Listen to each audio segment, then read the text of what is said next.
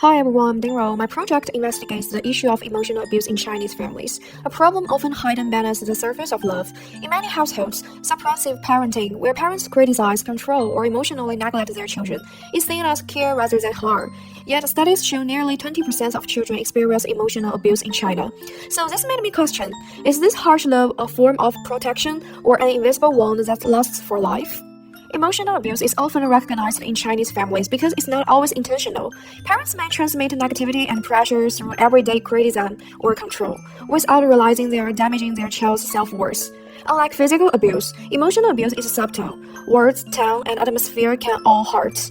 This project explores how wearable design can make those invisible emotions visible, helping parents perceive when they are unconsciously passing on harm.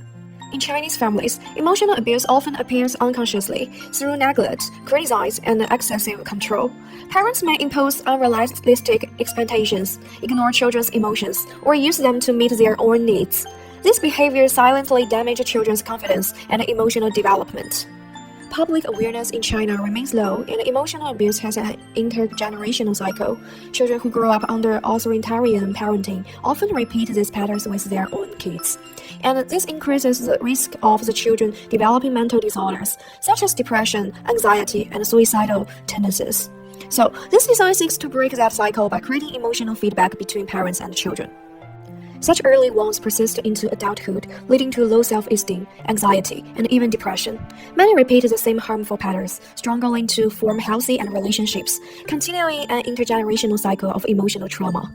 In China, child abuse remains a largely private issue, with limited government or legal intervention. Society still lacks a clear definition of abuse, so it's often dismissed as discipline or family education. Rooted in Confucian traditions, parents hold absolute authority, viewing children as extensions of themselves. This blurs the line between love and control, and between discipline and emotional harm. So Western families often prioritize individual expression and positive reinforcement, whereas Chinese families place greater emphasis on compliance and restrict. By drawing on Western concepts of encouraging education, I can redefine emotional communication, no longer viewing it as a means of control, but rather as a pathway to deepen understanding and provide feedback. This cross-cultural insight has shaped my approach to design, creating tools that guide expression rather than compel behavior. Crucially, the design incorporates both positive and negative feedback mechanisms, steering parents towards delivering more positive reinforcement. Parents often transmit negative emotion to their children through harmful behaviors, lacking healthy emotional expression. This project explores a link between emotional expression and emotional abuse. Then, I explored existing emotion capture and detection technologies, from EEG sensors and heart rate monitors to driver alert systems and emotion-aware AI. So, these technologies translate psychological signals into emotional feedback. My question just became, how can this scientific tool serve not only the individual but also relationships and empathy in families? That's how I began developing my wearable design concept. So this is how we express emotion. When we're happy, the heartbeat is steady and breathing is deep, where both anger and fear accelerate the heartbeat. Fear causes the body to cool down, where anger causes it to heat up.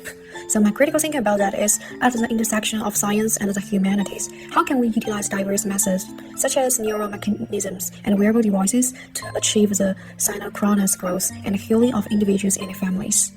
So my goal is to transform vague psychological signals into clear emotional messages, a kind of translator that turns frustration into understanding. Emotion here is treated not just as data, but as a medium of communication and a resource for connection. This design acts as both a mirror and a mediator, guiding family members toward more empathetic communication. So this is my persona. He is a classical Chinese father.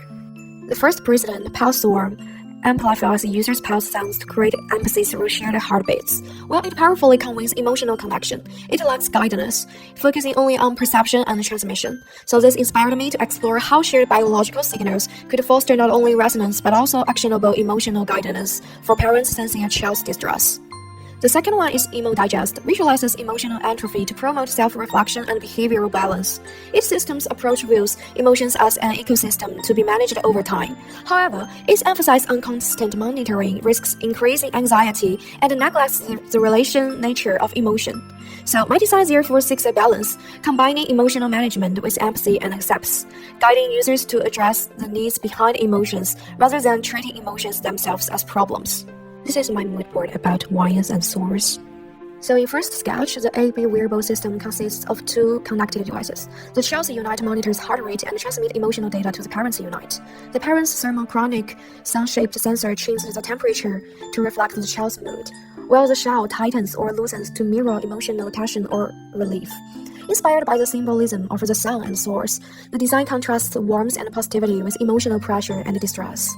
Second one is a mask designed to resemble an open pole, connected to a heart rate sensor capable for detecting a parent's pulse rate. When an elevated heart rate is detected, indicating the parent is becoming emotionally agitated, the mask closes to propel them to refrain from using harsh words. Conversely, when the heart rate remains stable, the mask opens.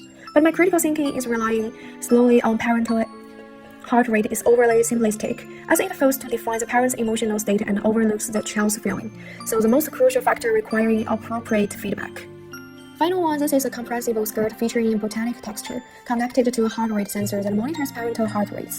When detecting elevated heart rates indicating parental agitation, the skirt constricts, allowing parents to physically sense their children's state of distress. Conversely, when heart rates remain stable, the skirt returns to its normal, open state.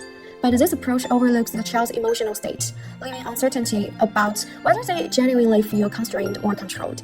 Furthermore, the skirt's design may be rejected by the majority of male users in China. In summary, my design transforms emotion detection into an act of empathy. It aims to awaken awareness in parents who unintentionally harm their children, helping them learn love through understanding. Ultimately, this project seeks not only to improve communication but also to heal intergenerational trauma, redefining love in modern Chinese families. Thank you so much.